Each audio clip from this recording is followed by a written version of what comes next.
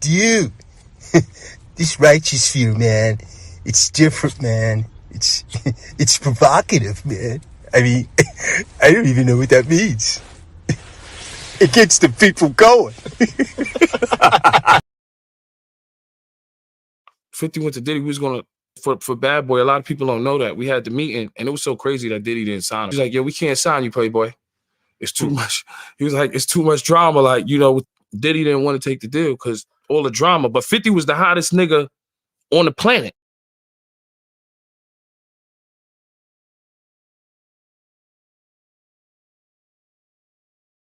Why haven't you learned? Deal, nigga. Now I fuck your shit up, nigga. You crazy nigga. Matter of fact, you know what? I don't want to do the deal no more. Fuck the deal, nigga. You want to play games? You want to waste my motherfucking time, nigga. Time is money, nigga. You wasting the motherfucking money, nigga. All right. I see what you're trying to do. But I don't know why you doing what you're trying to do. Why you won't make me tell everybody what Misha told me? Now you go on and you send me $50,000 for this nigga travel fees, airfare, hotel space, for that last door, nigga. While I really service your ass, nigga.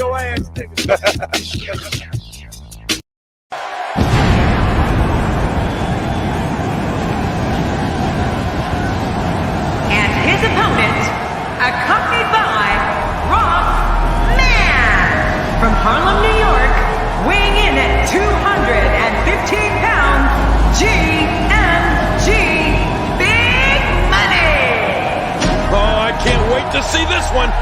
These two have been waiting for this one for quite some time, and to be honest, so have I.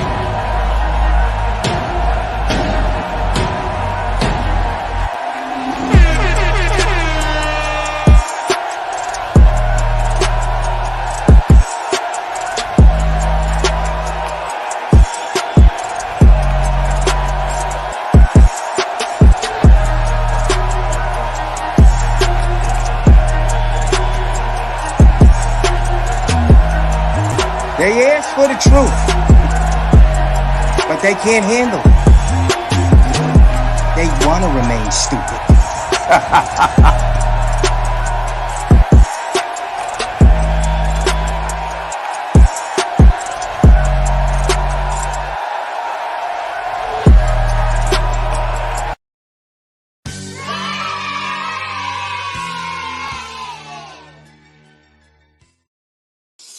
Salute, and welcome to class, gang. Welcome to class. Salute to all my fellas. Salute to all my sisters with sense.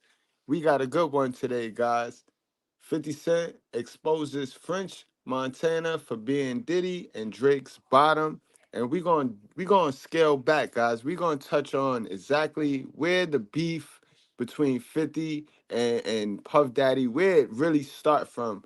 And we're gonna go all the way back to G Unit versus Bad Boy. But first, let's see what 50 Cent got to say about this bottom thing. You know what I mean? 50 on their neck, man. 50 on their neck.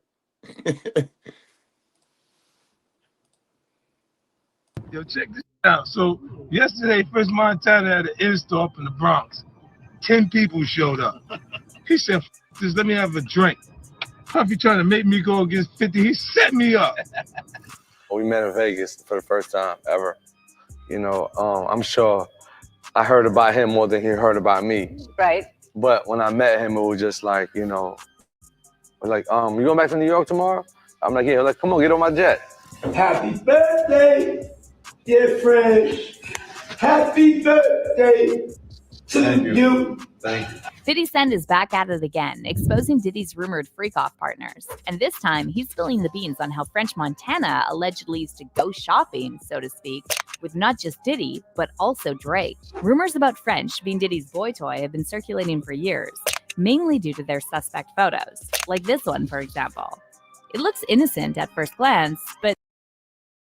No, nothing look innocent about that. All right, hold on now. Let's move this. Let's bring that up. Ain't nothing innocent about this, bro. Ain't nothing innocent about this. When you got a girl on the outside, why are the girls on the outside? Come on now. Come on. Ain't nothing innocent about that. I mean, y'all tell me. Y'all tell me, man. You know.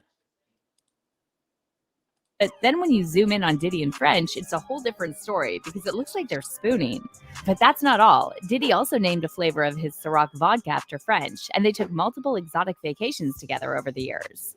As for Drake, he recently swooped in and teamed up with Diddy to executive produce French Montana's documentary that came out last summer. However, word on the street is that all these favors Diddy and Drake did for French came with strings attached, and French allegedly paid them back by taking part in their freak-offs. And now 50 Cent has joined the chat and added more fuel to the rumors about French being Diddy and Drake's bottom. When I was talking about partying just now, I'm talking about when we...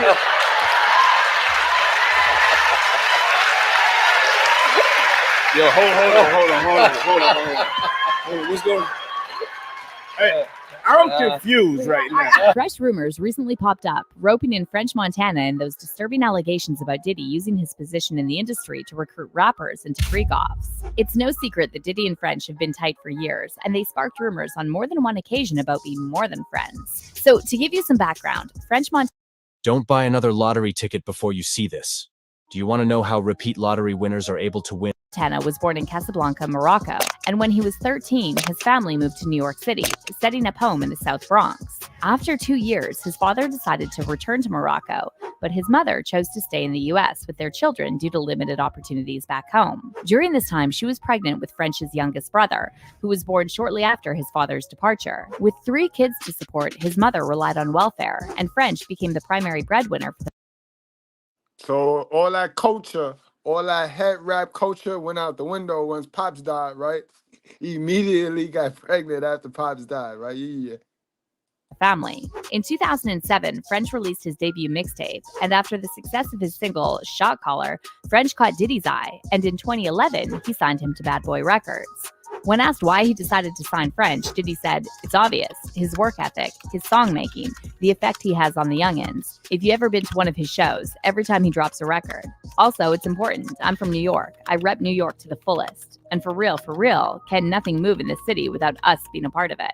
Diddy also claimed he had big plans for French in his music. However, instead of working on his career, Diddy started taking French on exotic vacations and shopping trips. And it didn't take long before rumors started swirling that French was Diddy's new boy toy. Diddy was there next to French at every birthday party, and if you didn't know any better, you'd think they were a couple. Just last year, this video started making the rounds on social media, showing shirtless French sitting at a table and looking like he had baby oil on, while Diddy was serenading him with the happy birthday song. Happy birthday. Jesus, quick!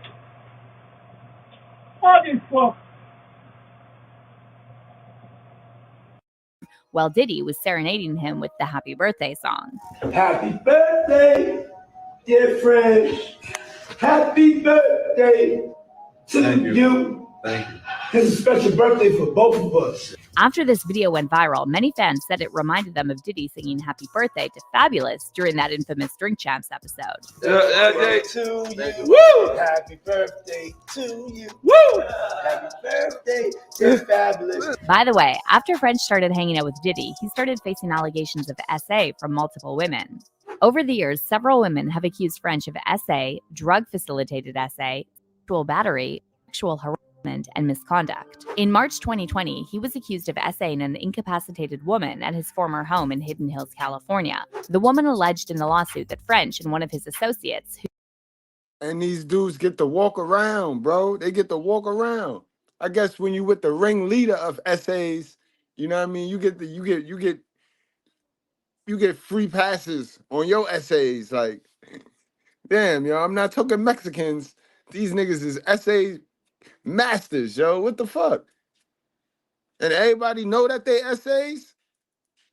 whose name was not revealed to the public, invited her to the studio where they supplied her with drugs and alcohol and essayed her. The lawsuit reads, defendants were mixing and serving drinks to the plaintiff and the other women who came with her.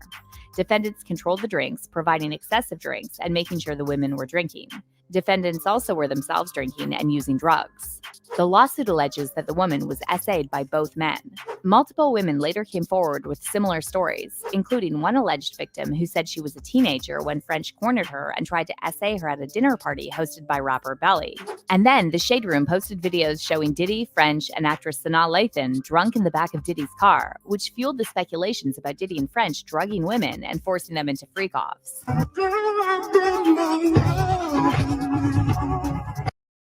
So now Sanaa Lathan couldn't have been a volunteer, guys, right? Sanaa Lathan, right? She didn't just get the fuck out of here. Y'all playing games, man.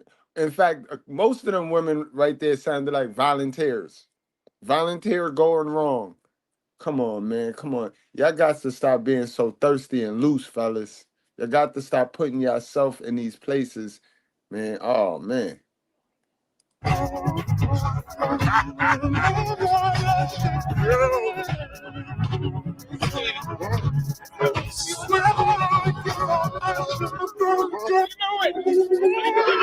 Meanwhile, French and Diddy grew even closer, and Diddy even decided to name a flavor of his Ciroc vodka after French.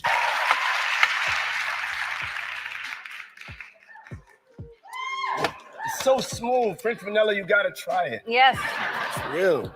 And then this photo went viral, showing Diddy and French seemingly spooning while partying with friends in Miami. The photo caught 50 Cent's attention, and he shared it on his IG with the caption, "What in the world is going on in this picture, man? Something's not right." But then the story took another turn when Drake joined the party, and allegedly both he and Diddy used French as a freak-off partner. Diddy and Drake were famously embroiled in a dispute that ended with Diddy either slapping or punching Drake at a Miami nightclub. And despite multiple eyewitnesses who claimed Diddy put his hands on Drake, Diddy later denied getting physical and claimed he and Drake had a Most people have no clue that in And we're going to get to 2023, that the feud, best too. way We're to going make to touch money on all Amazon hip-hop is beats. not. simple disagreement over Drake's hit song 0 to 100. Like, what made you put hands on Drake? I did not put hands on Drake. Oh. And I do not want any problems with Drake. Drake is right now. That's all I got. That's all I have to say. He's putting in his work. I didn't do nothing to Drake. Drake is my friend. However, after French later said he helped Diddy and Drake squash their beef, rumors started circulating that these two were actually feuding over their boy toy. You said that you patched up that beef with Diddy and Drake. And when I got there, Drake was there waiting for me, and Puff had came in his own little boat, and that was the first time they met. After they was going through the altercation, yeah. Yeah, but I was already talking to Puff before that. I was like, whatever y'all got going on, y'all need to dead that. They both like my best friends. So I'm like, y'all need to dead that. Drake and Diddy really ended up squashing their beef after French intervened, and in April 2023, they announced they'd joined forces to executive produce a documentary about French and his humble beginnings, which came out the following June. But right around the time of the documentary's release, fans noticed that French started copying Drake's whole look. And after this photo went viral of Drake gazing into French's eyes, some fans said it looked like Diddy started sharing French with Drake. And now here comes 50 Cent again, fueling the fire and claiming French and Diddy have been doing more than just partying together. After 50 posted this shirtless photo of himself in a boxing stance, one of his followers commented, "You should F French Montana." And then 50 responded, "What the F you just say? I ain't with all that crazy. What the F? You think I'm puffy?" Diddy's comments recently resurfaced again amid allegations about Diddy recruiting rappers into freak-offs, and fans are convinced French was one of the many rumored boy toys Diddy signed to his label under the pretense of making music together. One fan said Frenchie had to get oiled up and get ready for all the birthday kisses Diddy was getting ready to give him. And someone else commented, "I once heard French Montana say he'd do anything for fame." Diddy slid over like, "I'm about to put that to the test." But how do you feel about all these rumors surrounding French Montana and Diddy? Do you think French was really passed between Diddy and Drake? Comment down below. Facts, man. At this point, I believe that shit, man. But guys, like I said, I ain't gonna hold y'all much longer. But a lot of you guys, y'all think that this beef and this issue with 50, why he hate Puff, y'all think it's because of the woman, his baby mother, and it's not. This goes deep, guys. This goes back.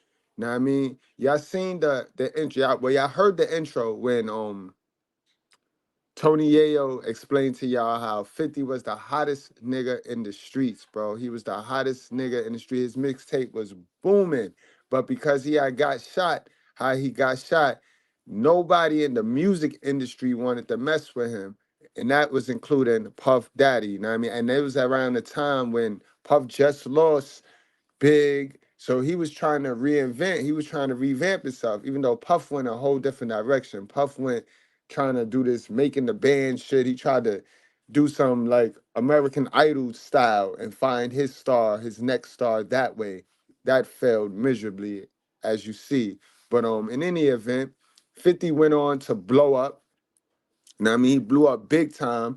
And in the process of him blowing up, the difference between 50 and a lot of these other rappers that were blowing up at the time, guys, is 50 was making great business deals along with his success.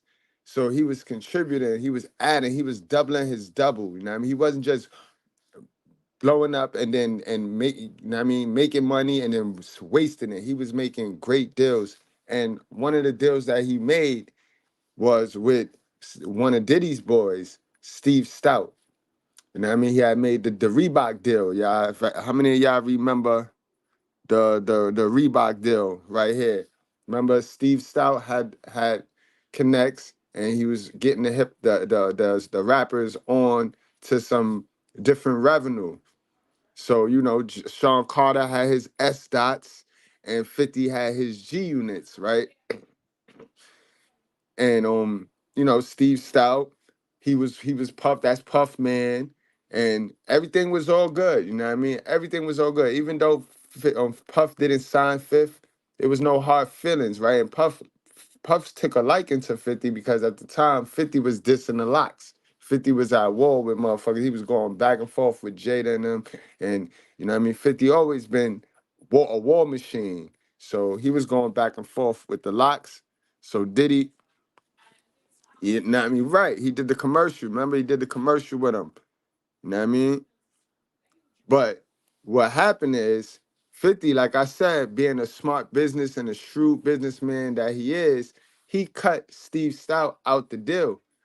You know what I mean? Which irritated Steve Stout and it irritated Puff because, you know, that's Steve Stout, man. But Puff, not too much. You know what I mean? Because, again, Puff, Mayweather, and 50 Cent was off buddy too. They had mutual friend Mayweather. So Steve Stout just was in his feelings because he thought he was going to have Jay-Z and 50 Cent. But 50 cut him out. And that deal for 50 was like 60 million plus at the time, and that's back in the days, guys. So it's like that was bread. That was a big time deal right there, guys. You know what I mean? So he cut Steve Stout out. At the time that this is going on, his man, which is Dre man, Jimmy Iovine, guys, he comes in and him and Puff got some behind the scenes shit. Allegedly, they got some behind the scenes shit going on with that Apple shit. Puff jumped the gun, and I think Puff went online to celebrate it. And it wasn't a sure shut. It wasn't a sure shut deal yet. So Jimmy Iovine, he was mad. He was mad. Him, Dre, they was mad at Puff.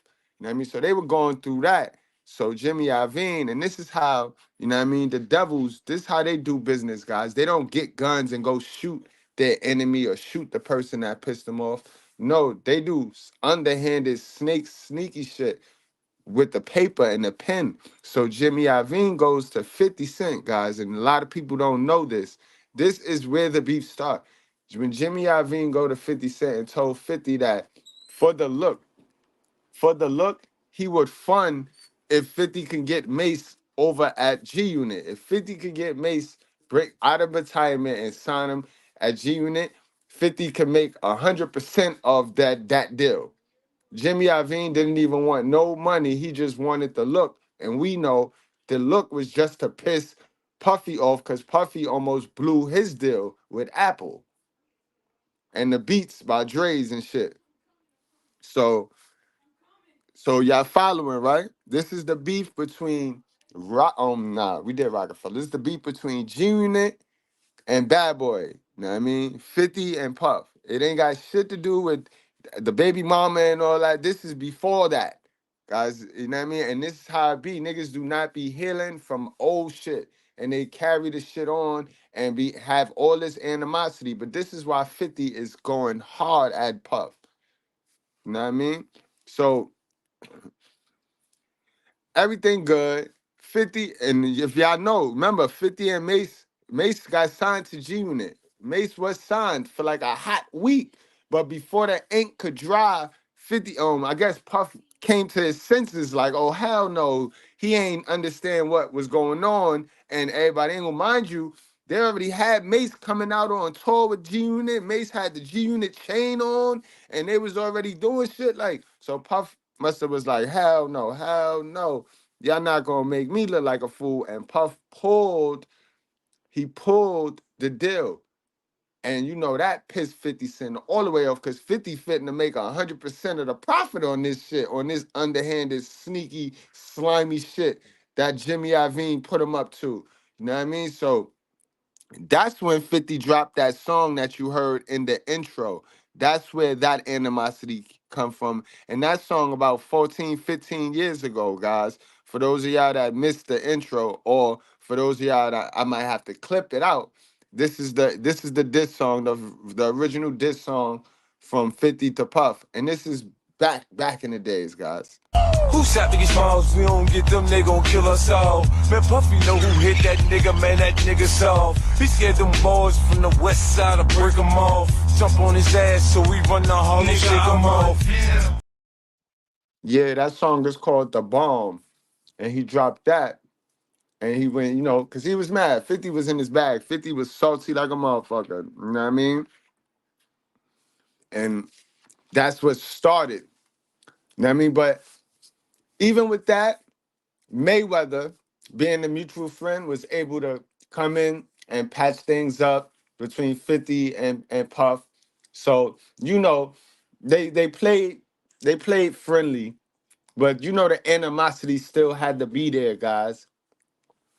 But the final straw, matter of fact, before we get to the final straw, the straw that broke the camel back, they even did a collabo, guys. They did the collabo. They did the I Get Money remix. That's a dope song. That shit got Jay-Z, 50, and Puff. You'll probably never ever see them collab ever again. And that's one of the songs that they did collab on, and it's crazy. And oddly enough, Puff got one of the best verses. I think Puff got the best verse. I don't know who wrote it, but Puff came off in that song, yo. You know what I mean? Word up. Puff came off in that song. And so from there, right, Mayweather fixed that up. They did the song. But the final straw was this whole Rick Ross situation, guys. Back in the days, right? Jay-Z had signed Rick Ross. Jay-Z was doing shit like Jay-Z had signed Rick Ross, T.I., you know what I mean? And he was working with them. He was like working with them on their projects. You know what I mean? T.I. made Jay a little bit of money. But Rick Ross ain't make Jay shit, bro. He ain't make Jay no money. So Jay sold the nigga Rick Ross to P. Diddy. P. Diddy at the time was desperate, and he tried to make a new Biggie. He tried to make a whole new Biggie Smalls with Rick Ross. You know what I mean? So 50 at the time is going to war with Rick Ross. Like, this is around the time where 50 is trying to end Rick Ross' career. Yeah, I remember that when he Rick Ross' baby mom shit, when he took his baby moms out and shit, and with the kid and shit. It was around that time. So 50 looking at Puff like, wait a minute, nigga. You finna throw this nigga a lifeline? You finna throw this nigga a lifeline. 50 never got over that, guys. Rick Ross' career got revamped. That whole Big Meech and woo, woo, that was under Puff. That was under Puff.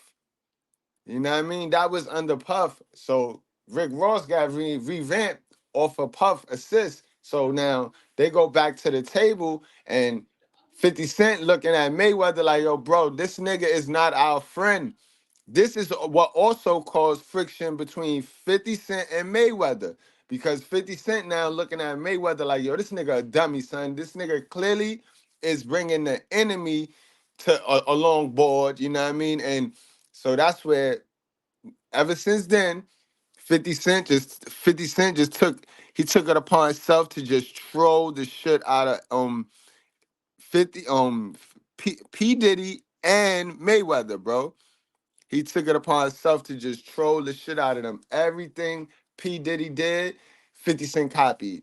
Down, remember 50 had the vitamin water. 50 was booming. He had, like I said, 50 was a shrewd businessman. He had the vitamin water. When he saw P. Diddy go and get the Ciroc, he went and got the FN vodka. Like everything P. Diddy did, he went and shadowed them and one up them. Now, back in those days, before the essays on Diddy, it was to no avail back in those days because Diddy was very powerful. 50 was not that as powerful. Like 50 is not Dre. You see, Dre would have to go at P. Diddy to shut P. Diddy down. 50 is not Dre, especially back then. Now, though, 50 can create some noise because Diddy has taken a blow. He taken a blow. You know what I mean? So it's a whole different ball game nowadays. But that's the history, guys. I ain't gonna hold y'all much longer. But that's dead the history between 50 and P. Diddy. And that's the main reason why, you know what I mean? 50 don't like Puff. 50 just don't like Puff. He saved Rick Ross. When 50 was coming at Rick Ross, he wanted everybody to stay out of it. Out of it. That's part of the reason why Jay was easy to let Rick Ross go. Jay ain't want no parts. Jay ain't want no parts. But Diddy, being the dude that he is, the thirst bucket that he is, he jumped right in there. He saved. He threw him a life preserver. And 50 been salty about that shit ever since. But all right, guys. I hope y'all enjoyed it. I hope y'all enjoyed the video, man. We're gonna be doing it this style, this format. You know what I mean? Where I'll go into the history, so I'll give y'all a reason to why they're still bickering and acting like babies. You know what I mean? It's sad because they got too much money to still be harboring ill will and ill feelings towards one another. It just goes to show you that money don't solve problems. You know what I mean? Money don't solve problems, bro. Especially when you don't get your mind right first before you get the money. You just be a whole fool with money. All right, guys. Y'all wrap up, strap up, drink responsibly. Do not play with your life. Enjoy your Saturday. I'll see y'all later.